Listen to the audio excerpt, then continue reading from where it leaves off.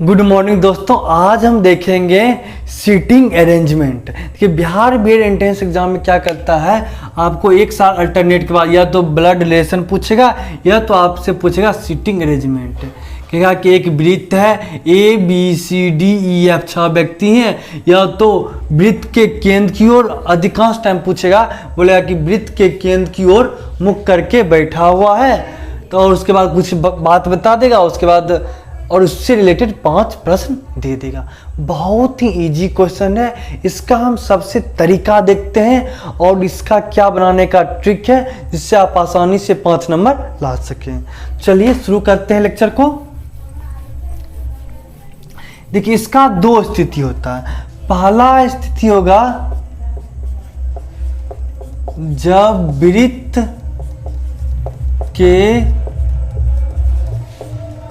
केंद्र की ओर मुख हो।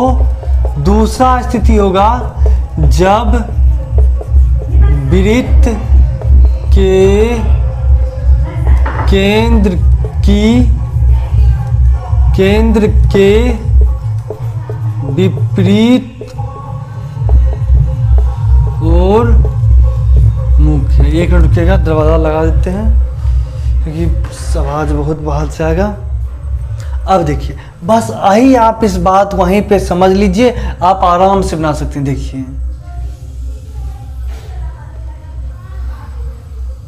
इसको आराम से समझिए।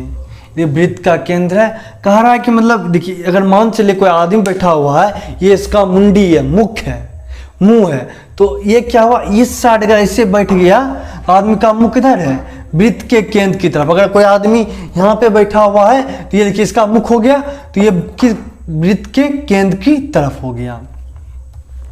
अब दूसरा कंडीशन लेते हैं। दूसरा कंडीशन हमारा कह रहा है ये कि आदमी मुख के विपरीत ओर बैठे। थोड़ा सर्किल छोटा करते हैं।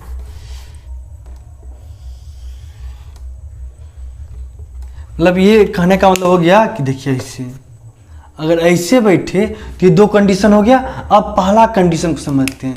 अगर आदमी जब वृत्त के केंद्र की ओर मुख हो तो इस टाइप का हो गया, आदमी बैठेगा, इसका मुख इस वृत्त के केंद्र की तरफ होगा, और आदमी यहाँ भी बैठेगा तो वृत्त की केंद्र की तरफ मुख होगा। इस कंडीशन में दायां बायां का निर्धारण बताते हैं। अगर मान लीजिए कोई आदमी यहाँ बैठा हुआ है तो ये वाला क्षेत्र दायां कहलाएगा। क्या कहलाएगा? दायां। ये वाला अगर कोई आदमी अगर यहाँ बैठा है तो अगर कोई इधर वाला क्षेत्र क्या कहलाएगा? दायां। और इधर वाला क्षेत्र क्या कहलाएगा? बायां। अब मान चलिए कि हम यहाँ पे एक मार्कर रखे हैं, ऐसे मुख करके रखे हैं। अब ये रेड वाला हाइलाइटर है, तो हम बोलेंगे कि मार्कर के, ये मार्कर हो गया, मार्कर के दाएं में हाइलाइटर है या बाएं में। आप देखिएगा कि जब बता दिया जाएगा कि वृत्त के केंद्र की ओर मुख है तो ये देखिए इधर वाला डायरेक्शन क्या हो जाएगा? दायां। और इधर होता तो मार्कर के बाएं तरफ हाइलाइटर है, और यहाँ रखते तो मार्कर के दाएं ओर हाइलाइटर है। अब देखिए इधर से देखिए, आप बताइए घड़ी कैसे चलता है? घड़ी का डायरेक्शन आपको हमेशा याद रखना है, ऐसे चलता है। ये घड़ी का डायरेक्शन ऐसे चलता है, इसको बोलते हैं क्लॉकवाइज। घड़ी का सुई ऐसे चलता है जिसको बोलते हैं क्लॉकवाइज। तो ये देखिए ये यही डायरेक्शन क्लॉकवाइज हो गया, ऐसे ऐसे घूम के जाएगा, क्या हो जाएगा? क्लॉकवाइज। ठीक। अब देखिए ये साइड क्या हो जाएगा? अब देखिए ये घड़ी के विपरीत, घड़ी का सुई ऐसे चलता है, ऐसे ऐसे चलेगा, ऐसे करके। अगर हम इधर बढ़ रहे हैं तो क्या होता है? Anti clockwise.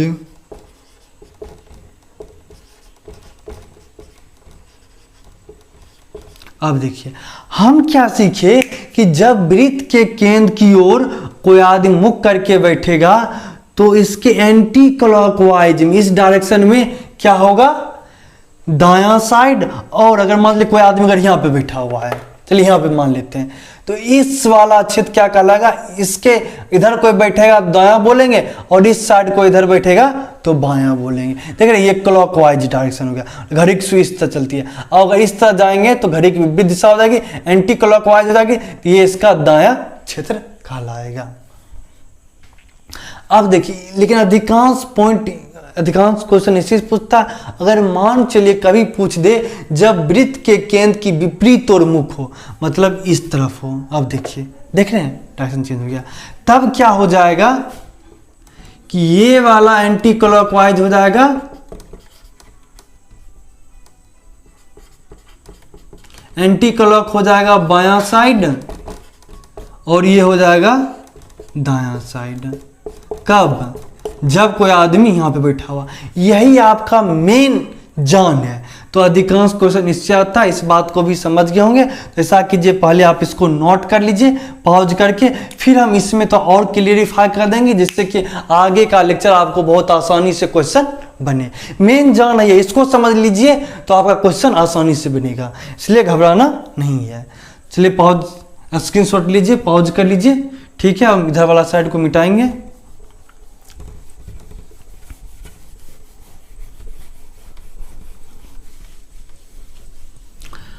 अब क्या कीजिएगा, फिर आपको क्या करना है, एक बार फिर से इसी को पॉइंट बना के फिर से दोबारा लिख लेना है। देखिए, जब वृत्त के केंद्र की ओर मुख होगा तो देखिए क्या होगा,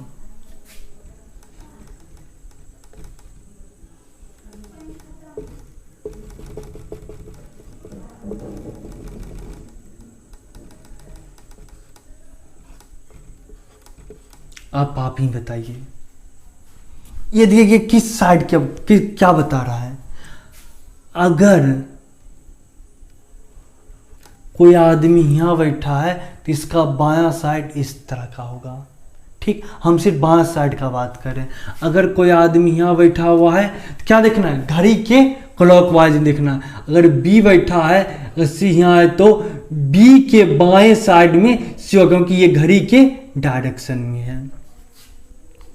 अब इसी तरह देखिए, अब बस तीर का निशान देखिएगा। अगर कोई आदमी यहां बैठा, अगर दाएं साइड का निर्धारण करेंगे तो ये देखिए तीर यहां गया।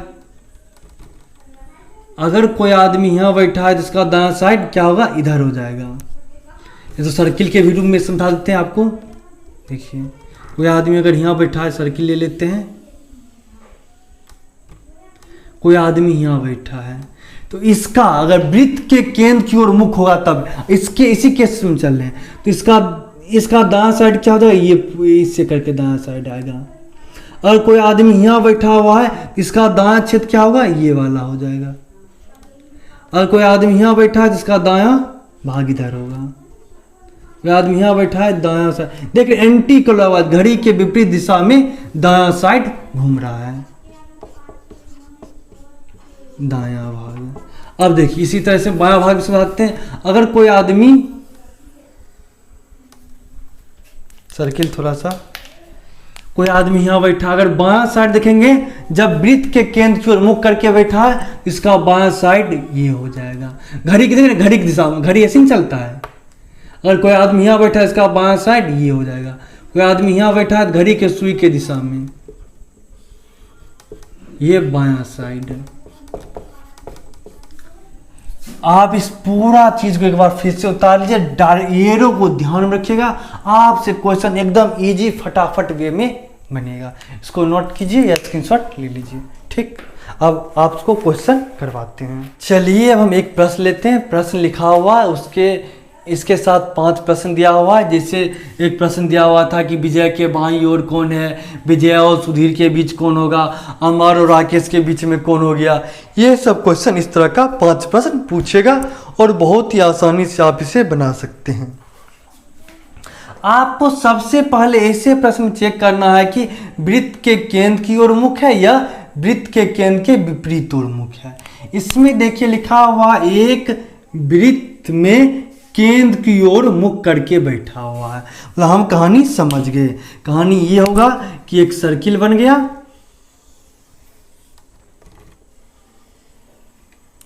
ये आपको एग्जाम में 2000 19 के एग्जाम में पूछा हुआ क्वेश्चन है बिहार बी एड एंट्रेंस में। अब देखिए सर्किल बन गया। अब हम अभी जस्ट क्या सीखे हैं, अगर वृत्त के केंद्र की ओर मुख करके बैठा हुआ है तो जो अगर कोई आदमी यहाँ बैठा हुआ है तो इसके ये हो गया दाईं ओर क्षेत्र, अगर कोई यहाँ बैठा हुआ है तो क्या हुआ, इसके दाईं ओर का क्षेत्र ये हो गया, ये हो गया दाईं ओर। देख रहे हैं एंटी क्लॉकवाइज, घड़ी के विपरीत दिशा में चल रहे हैं, ये हो गया दाईं ओर का आपको बताएगा। अगर कहीं मान ली कोई आदमी यहाँ पर कोई बैठ गया है, क्या दाईं ओर बैठा हुआ तो इधर करना है। अब क्या कहेगा, देखिए एकदम तरीका से सीखिए। अब बाईं ओर क्या होता है, अगर मान ली कोई आदमी यहाँ बैठा हुआ है तो बाईं ओर इसके हो गया घड़ी के क्लॉकवाइज। कोई अगर यहाँ बैठा हुआ है तो बाईं ओर इस साइड में हो जाएगा, कोई यहाँ बैठा है तो बाईं ओर इस होगा, कोई यहाँ और बैठा है तो बाईं ओर इस होगा। देख रहे हैं घड़ी के क्लॉकवाइज, ये हो गया बायां डायरेक्शन बताने के लिए। इतना कर लिए समझिए आपसे क्वेश्चन बन गया है। आगे बढ़ते हैं तो अब देखिए प्रश्न को सॉल्व करते हैं। क्या करा, एक वृत्त के केंद्र की ओर मुंह करके बैठा हुआ है, ये बात यहाँ तक तो क्लियर हो गया अपना। अब कह रहा है विजय है वो सुधीर के बाईं ओर था। चलिए हम विजय को वहीं पे ले लेते हैं, ये विजय हो गया, सॉरी कह रहे विजय सुधीर के बाईं ओर था, चलिए इसको ये सुधीर मान लिए, कोई दिक्कत, सुधीर के बाईं ओर विजय होगा। अब देखिए बाईं ओर का डायरेक्शन कौन बता रहा है, ये लाल डायरेक्शन आपका बाईं ओर बता रहा है, सॉरी बाईं ओर का डायरेक्शन कौन बता रहा है, घड़ी के क्लॉकवाइज में ये आपका बायां साइड बता रहा है। तो सुधीर के बाईं ओर विजय यहां पे आ जाएगा, कोई दिक्कत, क्योंकि देखिए जब भी होगा तो जो क्लॉकवाइज है, अगर मुंह अगर इधर करके बैठा हुआ है सेंटर की तरफ तो ये क्लॉकवाइज हो जाएगा, बायां डायरेक्शन बताएगा, एंटी क्लॉकवाइज दायां डायरेक्शन बताएगा। तो ये सुधीर के बाईं ओर विजय आ गया, बात कहानी खत्म हो गया। कह रहा अमर सौरभ और राकेश के मध्य स्थित है। अब बायां दायां तो कुछ बता नहीं रहा, तो आप क्या कीजिएगा, अमर को कहीं पे ले लेते हैं, यहाँ पे अमर को ले लिए, ये हो गया अमर। अपना मन से सौरभ और राकेश को भी कहीं पे, सौरभ और राकेश को रख दिए। अमर सौरभ और राकेश के मध्य, देखिए अमर सौरभ और राकेश के मध्य में है, एकदम मध्य में है। अब राकेश ऊपर भी जा सकता है, सौरभ नीचे भी जा सकता है, क्योंकि अभी कोई गारंटी नहीं है कि दायां कुछ निर्धारण नहीं किया है। उसके बाद कह रहा है कि नीरज है वो अमर के बाईं ओर, नीरज है अमर के, देखिए बाईं ओर कौन होगा, क्लॉकवाइज डायरेक्शन में। ये देख रहे हैं जो ब्लैक वाला है वो बाईं ओर बता रहा है, हम लोग निर्धारण खुद किए हैं, तो बाईं ओर ये हो जाएगा। तो पहला स्थान ये हो गया, दूसरा स्थान ये हो गया, तो ये हो गया नीरज का। नीरज अमर के बाईं ओर से एक दूसरा स्थान पे आ गया है। इतना कर लिए तो आपका कहानी खत्म। अब देखिए आराम से क्वेश्चन बनेगा। पहला क्वेश्चन कह रहा है कि विजय के दाहिनी ओर, देखिए एक मिनट ब्लैक इससे लिखते हैं, ब्लैक सही रहेगा। विजय के दाहिनी ओर दूसरे स्थान पर कौन है, कौन था, विजय के दाहिनी ओर, विजय को पकड़ लिए। अब विजय के दाहिनी ओर कौन होगा, अब देखिए जो लाल सिग्नल हम खुद पहले निर्धारण कर लिए, दाहिनी ओर बता रहा है। दूसरा 1 2 आ गया तो कौन हो जाएगा, इसका आंसर हो जाएगा नीरज। विजय के दाहिनी ओर, विजय के दाहिनी ओर दूसरा स्थान पे कौन हो गया, नीरज हो गया। अब हमारा अगला क्वेश्चन कह रहा है, इसको मिटा दें या तो नोट कर लीजिए, एक बार इतना आप नोट कर लीजिए पॉज करके। अब उसके बाद अगला क्वेश्चन करवाएंगे, उसके बाद क्वेश्चन नोट करते रहिएगा। अब दूसरा क्वेश्चन कह रहा है कि नीरज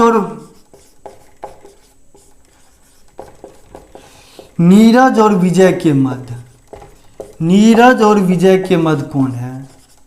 देखिए नीरज और विजय के मध्य कौन है, एकदम दिख रहा है, नीरज और विजय के मध्य कौन है, सुधीर है। नीरज और विजय के मध्य कौन हो गया, सुधीर हो गया, ठीक। अब देखिए ये करिए तो आराम से क्वेश्चन बनेगा। अब तीसरा क्वेश्चन कह रहा है कि अमर के दाहिनी ओर, अमर के दाहिनी ओर दूसरे स्थान पर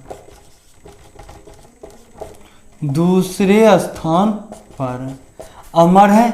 अब देखिए दायां बायां खुद मिला कर लिए।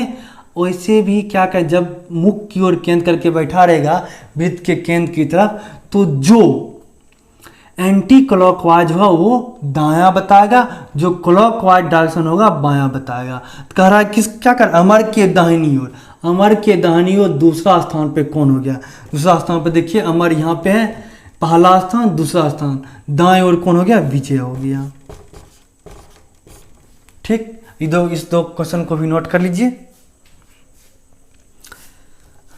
अब अगला करवाते हैं। आशा है कि आप लोग समझ रहे होंगे। अब कह रहा है विजय और अमर के मध्य कौन है? विजय और अमर के मध्य कौन है? सौरभ है। देखिए इसमें आप बहुत सारा क्वेश्चन बन सकता है। आपसे पूछ लिया जाएगा कि सुधीर और राकेश के बीच में कौन है? नीरज है। नीरज और अमर के बीच में कौन है? इसमें देखिए राकेश और, देखिए सॉरी, एक क्वेश्चन बड़ा अच्छा, ये क्वेश्चन अच्छा से देखिएगा। विजय और अमर के मध्य कौन था? एकदम वीवीआई क्वेश्चन है। देखिए आप देखिए कह रहा है कि विजय और अमर के मध्य कौन है।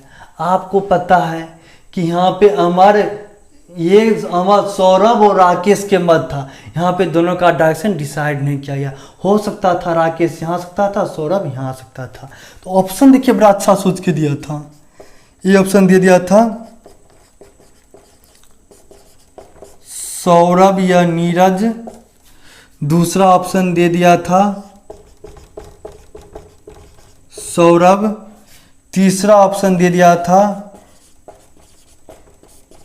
राकेश या सौरभ। चौथा ऑप्शन दे दिया था आपका राकेश। देखिए बच्चा क्या करेगा, विजय और अमर देखेगा, फट से सौरभ मार देगा। ये गलत हो जाएगा, क्योंकि यहाँ पे आपको खुद पता है कि सौरभ, राकेश यहाँ भी सकता था, सौरभ यहाँ भी सकता था। इसका आंसर क्या हो सकता जाएगा? देखिए सौरभ या नीरज तो एकदम नहीं होगा, क्योंकि ये तो आएगा ही नहीं विजय और अमर के बीच में कभी। ये ऑप्शन भी खत्म। राकेश आ भी सकता है, नहीं भी आ सकता। इसका आंसर हो जाएगा, सॉरी, राकेश या सौरभ। ये सी ऑप्शन इसका आंसर होगा। पूछिए क्यों? क्योंकि देखिए राकेश यहाँ भी आ सकता था। देखिए क्या कर रहा है, सौरभ और राकेश के मध्य अमर है, तो हम जरूरी थोड़े कि राकेश यहाँ रख लेंगे, सौरभ यहाँ रख लेंगे, तो आंसर राकेश आ जाएगा। लेकिन जब अगर इसी तरह रहेगा तो विजय और अमर के बीच कौन आ जाएगा? सौरभ आ जाएगा। इसका आंसर हो जाएगा राकेश या सौरभ। एक ही इंपॉर्टेंट क्वेश्चन था, बाकी बात बहुत ही इजी था। चलिए अब अगले क्वेश्चन की तरफ बढ़ते हैं। आशा है आपको समझ में आ गया होगा।